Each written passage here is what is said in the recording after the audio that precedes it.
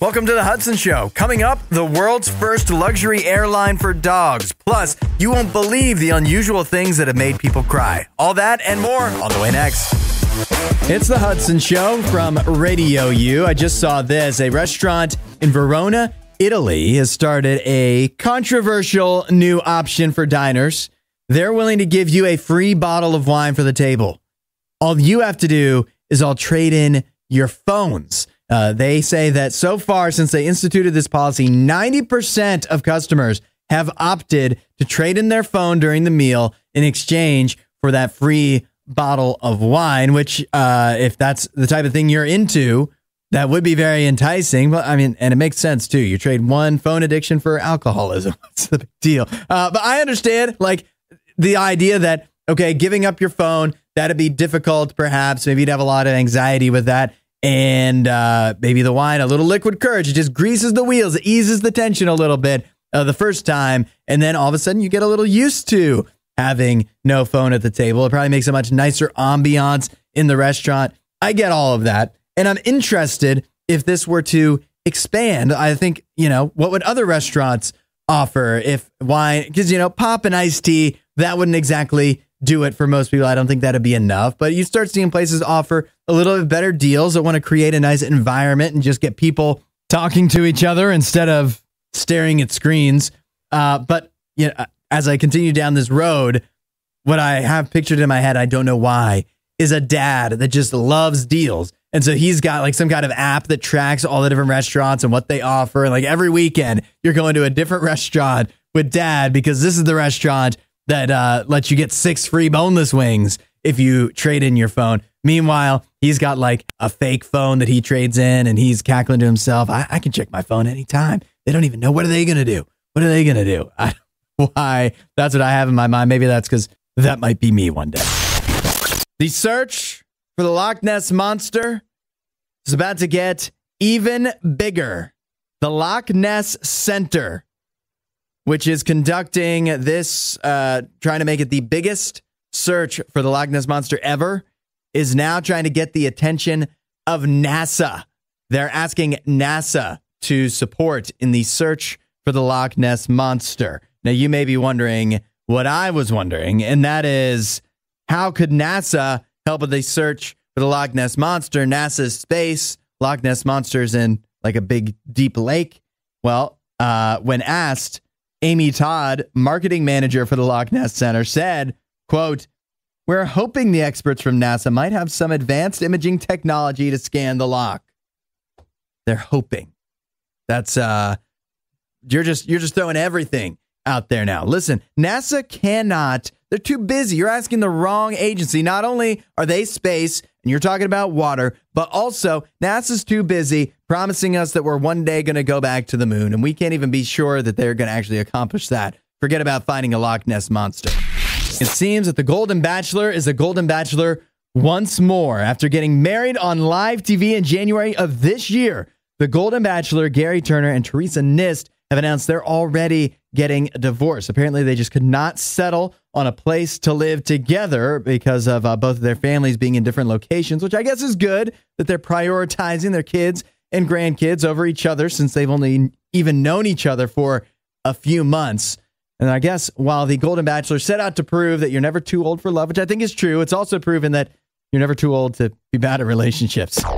If you've ever wanted to take a trip with your dog, but just didn't think that flying, the conditions dogs have to put themselves through, you got to put them in a carrier, put them down below or whatever. It just didn't seem quite right. Well, now there's a solution. Bark Air, which is a 100% real airline option that has cabins specifically designed for humans and dogs to be able to fly together. The trailer for this airline, they literally show you could get a bed for you and your dog, and you could sleep on the flight. They also have like a bark park on the plane as well. Now, for me, as a dog owner, when I see this, I feel that you think humans are badly behaved on planes. Wait till you get a bunch of dogs together. There's going to be one that's acting like a menace and making everyone else uncomfortable. It's probably going to be my dog. And unlike at the bark park, If you're on a plane with a bunch of other dogs, that one dog making everyone uncomfortable, you can't just leave. You can't just get them kicked out. You're stuck there for the long haul. Oh, yeah. Also, by the way, it's $6,000 at least per flight one way. So I don't think this is for me. A Monday tradition on the Hudson Show, and that is our box office breakdown. Looking at what made money and what didn't in theaters over the weekend, and looking at what we might have watched over the weekend. If you saw something good or bad, let me know at 8772-RADIO-U. Counting up from 5 at the box office this weekend. Dune Part 2 showed up back in the top 5, making another $4 million. Kung Fu Panda 4 showed up at number 4, another $5 million in North America for that one. Ghostbusters Frozen Empire, number 3, that made $5.8 million. Godzilla vs. Kong in its second or third week in theaters now made another $15 million. That's at number 2. And the number 1 movie at the box office this weekend, the brand new release from Alex Garland, starring Kirsten Dunst and Jesse Plemons. It's Civil War, which made about $25 million. That is the biggest opening ever for an A24 movie, which I guess that's good for them. And a little surprising when you think that they've won so many Oscars there and put out a lot of critically acclaimed movies, but far and away the biggest opening weekend for any A24 movie. For me, what I saw over the weekend, I saw a movie that was mentioned here on Radio U on the Hudson Show not too long ago. That's The Prince of Egypt. We were talking about movies that had some of the best soundtracks of all time. And I'll tell you, after watching that movie again now as an adult, the soundtrack holds up. The movie, it's okay. But the songs in The Prince of Egypt, worth listening to over and over again. I also finally watched A Quiet Place 2, which is confusing to me. I'll tell you about that movie. That it requires you to remember a lot from A Quiet Place 1, or at least it's much better if you can recollect some of your thoughts from the first Quiet Place, which is obviously very good. But I enjoyed it as well. I'm just confused why the monsters are killing people. Kind of thought it was to eat them, but in this movie, they definitely, the second movie, they definitely don't. It's the return of Fired or Hired on the Hudson Show. This is where we try to get a little advice. You've got a workplace dilemma. We'll help you out. And by we, I mean myself and the Radio U listeners. You can always send one in at 8772-RADIO-U or to hudson@radiou.com. And our dilemma today comes from a listener who says, I work in a big company and I have a coworker that is an hour to an hour and a half late every day. He also leaves about 30 minutes before the end of his shift. I'm angry that I'm being legit with my hours while he just doesn't give a care and lies about his hours of work. That's one thing, but it recently came to a head when he had to be, the listener, had to be in a meeting with important people from around the company. But the thing is that we have tickets that we have to manage, which is something that can be sent to us at any time when somebody needs support. Shortly before the meeting, our department received an important support ticket, but I was the only one available because my coworker was, of course, late. I fixed the issue and made it to the meeting late, but when I arrived, the higher-ups were mad at me. What should I do? Should I snitch on my coworker? Well, there's the problem. Now, what do we do? 8772-RADIO-U. Very relatable. I feel like almost anybody with coworkers has been through this. What do you do when your coworker is not showing up, not pulling his weight, and it's falling on you? Should you say something? D says that you just need to state the facts of the situation with no judgment statements. Something like, I just had this order come in. I was the only one there. I'm sorry. And then you are stating the facts of the case, but you're also making it clear your coworker wasn't there. That's why you had to do this. I think that makes a lot of sense. Chris says, I've been in this situation before. First, it's an obvious management issue if it goes on for a long period of time, which it kind of sounds like it has, and nothing gets done. Second, when it starts causing issues for you, it's time to make a phone call. We also had Barry chime in saying you need to send an email here. Email the boss. Say, I need advice on how to prioritize the additional workload that results from my coworker being constantly late and leaving early, leaving me the only one to cover things. something along those lines. That's a little more accusatory, but still stating the facts of the situation. And Emily simply says, you don't need to complain about the coworker. You just need to stop covering for the coworker. This is always a catch-22 situation too, because let's say you complain about the guy and then they fire him and then you're still stuck as the only person getting all the work done. But that said, at least then they have a position open where they're trying to work on finding somebody instead of just you simply having to acting like you have another coworker when you actually don't. It's a tough situation. Nobody wants to be in it. 8772 RadioU hopefully helped our guy out here a little bit. Congratulations are in order for Scotty Scheffler, your Masters champion. He won the tournament yesterday. He had just an eventful weekend. Not only did he win the Masters, but he was dealing with a potential dilemma. Going into the Masters, he was one of two golfers who were expecting their wives to go into labor anytime in the next couple of weeks. And so Scotty Scheffler had said, if my wife goes into labor during the tournament, I am leaving. I'm withdrawing from the tournament, and I'm going to go be with her for the birth of our first child, which makes a lot of sense. He was saying that before the tournament, but then on Saturday, after round 3 had concluded and he was individually in the lead, he made a subtle yet important distinction. He said, if my wife goes into labor before the start of round 4, I will leave. In other words, if she had gone into labor yesterday while he was actually playing, he wouldn't have left. He would have finished out the tournament and tried to win.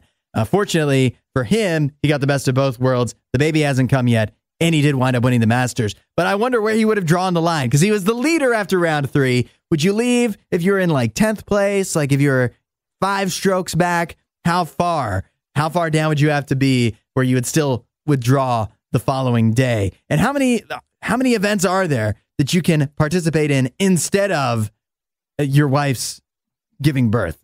There can't be many. And Scotty's already won the Masters before, so I don't even think, even if he was in first place, maybe he should have withdrawn. First child, second Masters. What's more important? Just saw this. A survey out of the UK. It says the most stressful time of day, 8:15 a.m. Depends on your outlook on that. To me, I see that and I go, okay, if I can just make it to 8:15 a.m., it's all downhill from there. It just gets easier, baby. So that's how I see it. But maybe other people looking at that 8:15, it's like, man, you get fired out of a cannon directly into stress as soon as your day starts, which is also what it says in the survey, that 51% of people say they feel stressed as soon as they get out of bed, which leads me to my next question, which they did not ask in the survey for some reason. That is, if you're so stressed as soon as you wake up, why even get out of bed in the first place? And if I'm being honest, I don't even have a particularly good answer for that one. I will tell you what I do, though. And this is important because if you're starting your day stressed, that just setting yourself up to have a negative day over and over and over again. If you're starting your day and you're already having struggles, forget about what the rest of the day can bring. So here's what I do. And that is I every morning spend some time with God, because God says, Give me your stress, give me your concerns, your cares, whatever it is you're dealing with, and throw it my way, and I'll deal with it for you. And that is a great way to, if you wake up, you're thinking about all the stuff you got going on today, to have some of that melt away, because you're saying, I don't have to deal with this alone. God's going to deal with it with me. And that doesn't end in the morning, by the way. I make a habit of every morning doing that, but that can be something, God's with you all throughout the day. So whenever that stressful time comes, it could be 8:15 a.m. It could be whenever. You can say, hey, God, I'm stressed. I'm struggling. I need help. Deal with this with me. And Jesus will. That's what he's there for. If you want to know more, RadioU.com/free gift. Elon Musk yesterday confirmed that Twitter is finally going to start charging users an annual fee, a small annual fee to anybody who joins here coming up in the future. I think for you and I, if we're already on Twitter, X, we're good to go. But if you're a new user, they're going to start charging a small annual fee. Elon says it's to help deal with bots because they can pass all the tests. The AI is so good that it can pass all the tests. And so the only way to control the bots is by charging them. So I guess if you're going to have a bunch of bots on there that you can't stop, at least make some money off of them. I just don't know. I guess maybe it's different if you're in charge of all of Twitter. But for me, are bots that big of a deal? Do I care that much about bots that I'm willing to pay $5 a year to use Twitter? I don't think so. I don't think they're that big of a deal. If I see a beautiful woman show up in my DMs, I know. Unless it's my wife, unless it's Mrs. Hudfather, then I know that it's a bot. It doesn't bother me. I just don't look at it. I just don't pay attention. I don't think the bots. Why are we bending over backwards to stop them? Doesn't bother me that much. But I'm not in charge of the whole company. The Olympics coming up in Paris, France later this year. And when you're getting ready to watch the Olympics, you better get ready for things to look a little differently this time around. They've revealed that the track for the running events at this year's Olympics is going to be different. It's going to be purple, which is something they haven't done in the past. So that'll make it look visually different. They also say that this track, they expect to really aid in the athletes being able to set new records because it's going to run so fast, which if I was a previous Olympic athlete, a previous record holder, I'd be pretty upset about it. I'd be like, they're not actually faster than me. They just have a faster track. It's like they're on like one of those moving walkways. I don't think that's fair.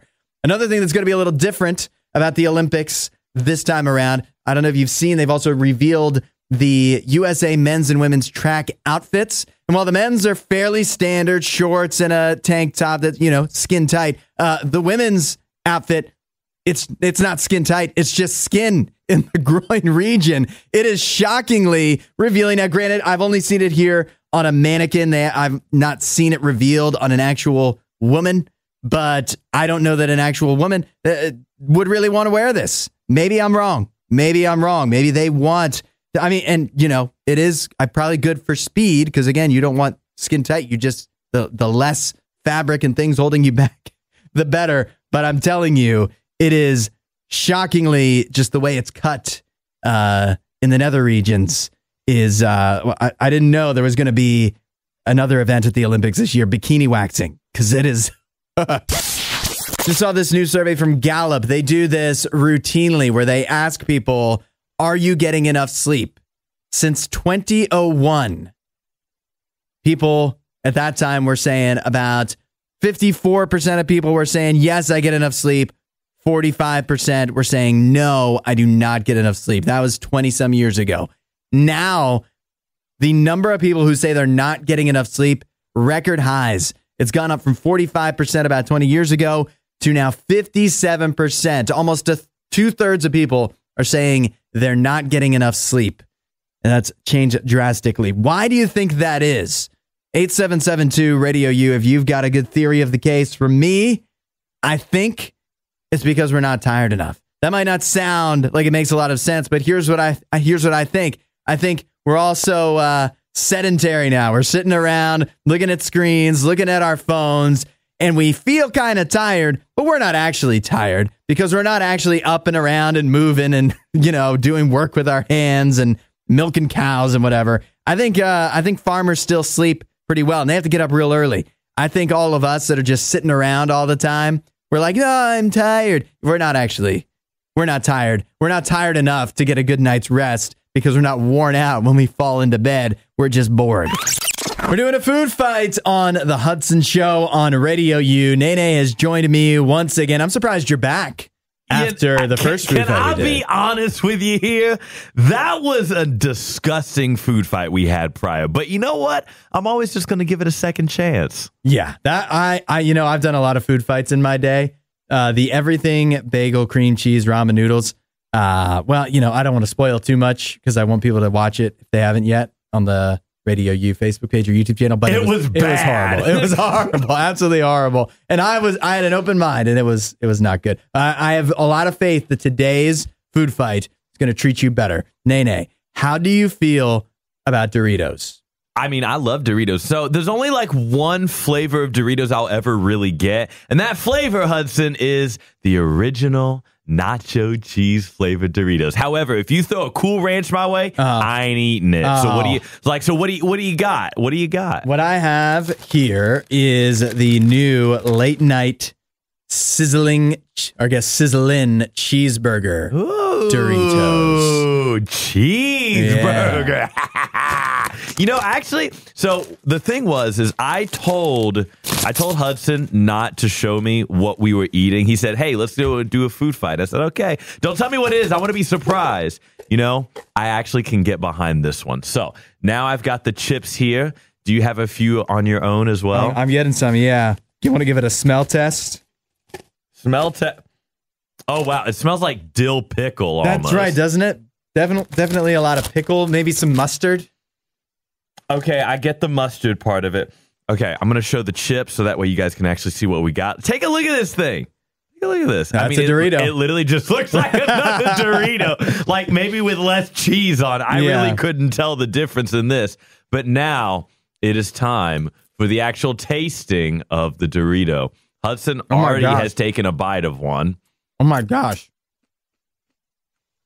Here. This is good. Is it really? Okay, I'm going to go. Oh, listen to that crunch. These are fresh from the Frito-Lay plant. Wow, that really is like a cheeseburger. Isn't it crazy? It's How do you get that flavor? I know. It's like, it does have the pickle to it. It's got some mustard. But they've nailed it tastes like you were at a cookout. Like you just took that burger off the grill. Like a burger. How? How am I tasting meat on a chip? That makes no sense. And the cheese too, it's got just the exact, when you picture you're going to a barbecue and somebody's grilling burgers and it has just that specific cheese flavor. These have that. It's crazy. These are so good. I ain't gonna lie. This was a much better one than the last one you sat me through. Yeah. As bad as the everything bagel ramen noodles were, that's how as good these are. Hey, look at that bag at. Yeah, I'll take the whole bag. Please.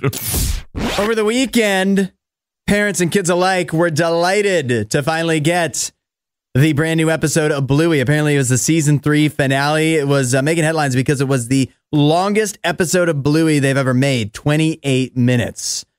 And so now that it's out, a lot of people sharing their reactions to it. Apparently, the new episode of Bluey, the 28-minute season 3 finale, very emotional, where we're having parents and kids all saying they were crying at this thing, which seems ridiculous to me. It's a show for children. I can't imagine me growing up any cartoon that I would have watched. You think I was going to cry at SpongeBob?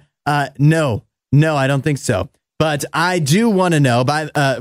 Well, first, I think it should be acknowledged some of the reasons people were crying is not just because of the episode itself, which apparently is emotional, but also because people are worried that it's the end of Bluey. That's the last episode, which is another crazy thing to cry about. Just that the show's going to be over. I guess if you're a child, maybe. But the creators of Bluey and the channel that it's on in Australia have said, no, we're testing out the longer episode. It's a trial run. We're trying to make more. So they have lots of ideas for more. So if you were worried about that, worry no longer. But I do want to open this up to the RadioU hotline. 877-2-RADIO-U. Because admittedly, come on, crying over an episode of a children's cartoon, it's kind of a ridiculous thing to cry about. What is the most unexpected thing you've ever found yourself crying about? 877-2-RADIO-U. Go ahead and let me know. Maybe this will be, it might be therapeutic perhaps. 877-2-RADIO-U. The most ridiculous, unexpected thing. It can be TV, movies, or just life. The most unexpected thing that's ever made you cry. We heard from Kennedy, who says when the movie It was removed from Netflix before she could watch it. You don't have any other streaming services? I'm sure it's up there somewhere. She also cried when she recently thought about how her cat will die one day. I mean, you sound like you're a very emotional person. Chuck let me know that he says in the show 1,000 Pound Sisters, I'm assuming that's I haven't gotten to look it up. It sounds like a reality show on TLC. I'm pretty sure that's what it is. He says when they had a funeral for the dog Lilibet in the show. But if that's a reality show, that's a real dog dying. So unexpected, perhaps you would cry at 1,000 Pound Sisters. But then again, that is a sad moment. Kim said on the second day of when she tried to do a all cabbage soup diet. Oh, that sounds I would cry before I even started because that sounds absolutely horrible. My dad actually got it, and he said he's cried at weddings before. I mean, that's normal. Not for him, but it is normal. Also, Spencer, now you're talking my language. The episode of Bob's Burgers where Rudy runs away. That's a newer one. I watched that recently. I totally get it. That's emotional. Adam says at 8772 Radio U, cried at the beginning of Up. I mean, you're not alone there. I didn't shed a tear at the beginning of Up, but it is a sad moment. I understand that completely. Some other good answers. Becky. Okay, this is ridiculous. Becky says, when the zebras bow in The Lion King. Now, why does that make you cry? Why? I'm sure maybe possibly you don't even understand it. Regina got in. She said, listen, regarding Chuck, who cried at a dog funeral in the show 1,000 Pound Sisters. Regina said there's nothing wrong with crying at a dog death, real or fake, on TV or in movies. She cries at just about all of them all the time. And Kim got back in. Also, this is a spoiler alert for Tangled. When Flynn dies in Tangled, apparently that makes her cry every single time. Susanna says, I cry about everything. Most recently, The Eclipse. You know what? I feel like you may not be alone on that one. The Eclipse, it's a majestic, beautiful moment, signifying the vastness of the universe. I don't know. Also, this is Dylan, who says that I went to prison, and when they let me out, the second I sat in my parents' car, I uncontrollably cried for about 20 minutes, even though it was a happy moment. I mean, that sounds like happy, but emotional. I totally get that. Absolutely. And then Tim definitely changing things up here, saying the entire Forrest Gump movie. Yeah, I remember watching that growing up. That's a tough one to get through. Carrie says, as a child, I made up a sad story in my head and it made me cry. To which I replied, Carrie, I need to know this story. He says, I was suddenly and tragically an orphan after my whole family died. Well, the thought of that as a child would definitely make you upset. He also says, every time in The Lord of the Rings where, spoiler alert, Boromir dies. A lot of good answers coming in. And then just so many people saying anytime you see an animal die. But people die in movies, no big deal. Animals die in movies. All of a sudden, here comes the tears. New survey has just come out. It says 40% sleep with a stuffed animal. 40% of adults, to be clear. That means odds are, if you are in a relationship, if you're sleeping with another person, one of you in the bed almost assuredly has a stuffed animal. That's hard for me to believe, but I mean, the numbers don't lie. Am I supposed to just ignore this survey? It seems like it must be true. I certainly do not sleep with a stuffed animal, but it did make me wonder, what is the age of no return when you continue on sleeping with a stuffed animal, and then once you hit that age, you're like, well, I'm doing this for the rest of my life? Because I don't think this 40% of people that sleep with a stuffed animal, I can't imagine many of them adopted that practice as an adult. As a 30-year-old, I don't think somebody's like, you know what I need to start doing? Stuffed animal in bed. So what is the age? Is it like 12? Is it 14, 18? When you hit 18, when you hit the age of an adult, you're like, if I'm still sleeping with my stuffed animal today at 18, on my 18th birthday, I'm sleeping with the stuffed animal for the rest of my life. I don't know where it is because it's not something that I have experienced. I don't know if I ever slept with a stuffed animal. Forget about now. I'm not, as a grown man, not going to start the stuffed animal sleeping.